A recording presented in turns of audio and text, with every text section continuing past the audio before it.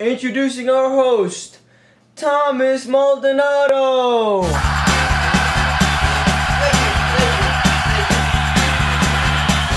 Alright, so tonight we have a great show, an amazing lineup of guests. First introducing Ellie Wiesel.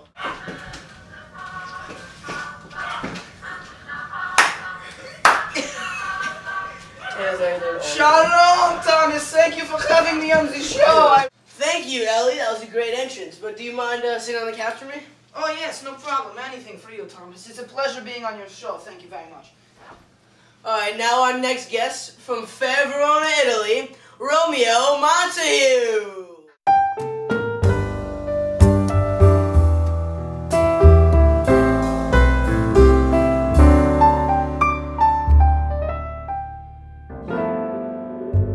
Well, the theme of today's show is imprisonment. Been there, done that, don't drop the soap, if you know what I mean.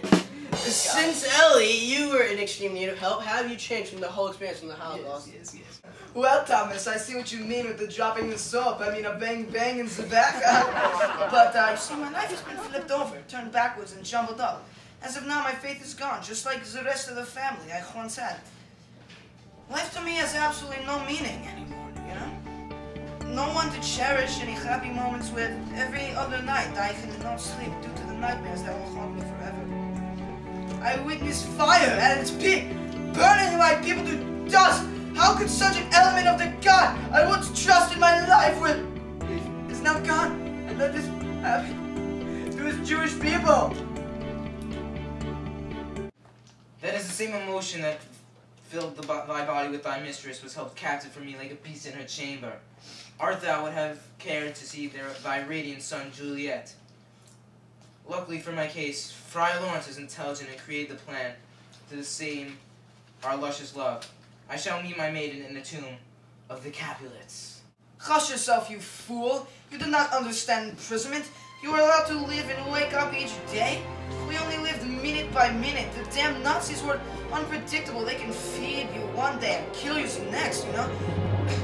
It's so unpredictable. You, Romeo, are lucky. At least you had a family, a father, friends like Benvolio and Mercutio. As soon as I entered the camp, my mother and sister were snatched from my grasp, never to be seen again. Where they are, I do not know. Hopefully they did not suffer the way I did. My father only held the title of a father, but really, he turned to a baby. He was strong at the beginning, but the Nazis just wore him down. I watched him wither away slowly, just like all of my people. Imprisonment never ends. It stays with you forever. I can no longer cry or laugh. My mind is forever damaged and imprisoned by itself. You have no idea what imprisonment is. Whatever you say, I don't even over-exaggerate. What are you talking about? I was in prison. Let's calm down. Let's change the subject. Freaking buffoon. Let's change the subject before someone kills the other. I'm sorry, I don't know how to deal with this idiot. And welcoming our next guest onto the show, the one and only survivor from Ship Trap Island, Rainsford.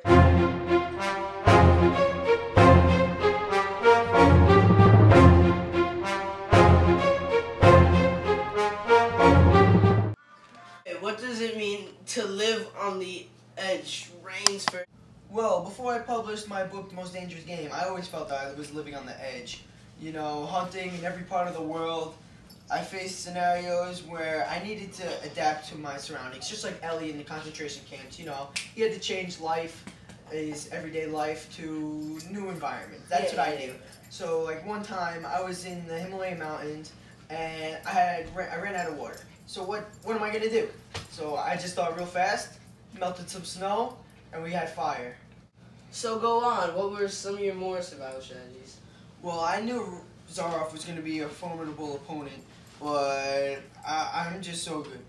He had a huge collection of game in his house, so I just knew from that start that something was going to go down. Well, anyway, my instincts kicked in to high gear.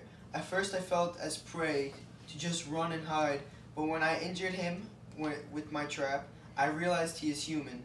So that moment, I turned to the predator. Well, I knew I threw him off guard with tracks and jumping off the cliff and stuff. I knew I would survive the jump. He didn't know, but I knew the whole time. The night before, I took it out. I checked the scene. Okay. I knew that I was gonna make it alive. Okay. So finally, there I was, face to face with the monster himself.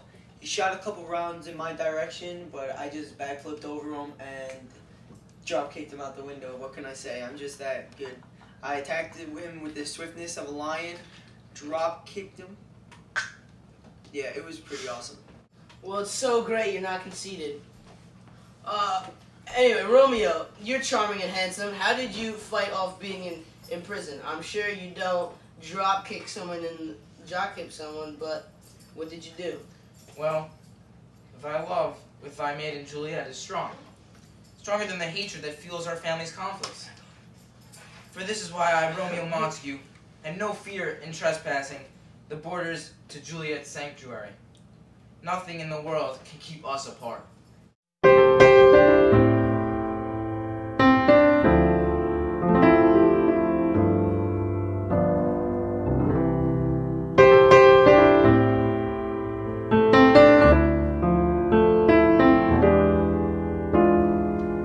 Love was not deadly. You see, my experience almost costed me my life. You're just a young boy who can't control his hormones, Romeo.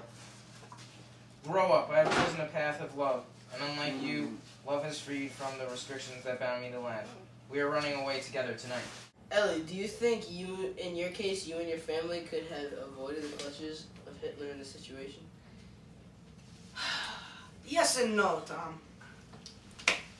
We should have listened to my friends who was telling us about how in other nations how the Nazis were taking over, but we didn't listen. We ignored all the signs. The soldiers in our home putting us in ghettos, We had witnessed the capos take our lives away, slowly and steadily decreasing our say in society. Little by little, we were forced into a corner. We were trapped or imprisoned, if you will, like caged animals. But this just in, Romeo. Juliet is dead. She didn't find you in her tomb and would not listen to Friar Lawrence, so she took Tybalt's dagger and stabbed herself. No, what do you mean? It must be a mistake. Now my love shall be trapped in the lost soul of the sun, forever bounded to the wretched soul of the family of Capulets, a plague on both of our families, a plague on both art thou families. Calm down, boy. Young love never lasts. You do not understand. Without Juliet, I'm lost. I must escape this world and find her in God's heavens.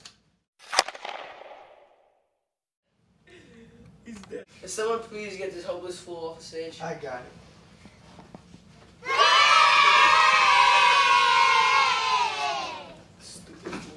Alright, Rainsford, bring him through Radley.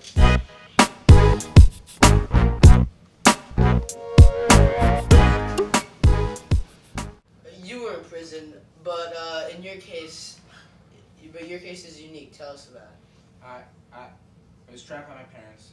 I wanted to go outside and play with the other kids, but my family wouldn't let me. They're so religious. They take the fun out of everything I used to do. Under my own, I wasn't truly trapped. I could have left whenever I wanted, but where would I go?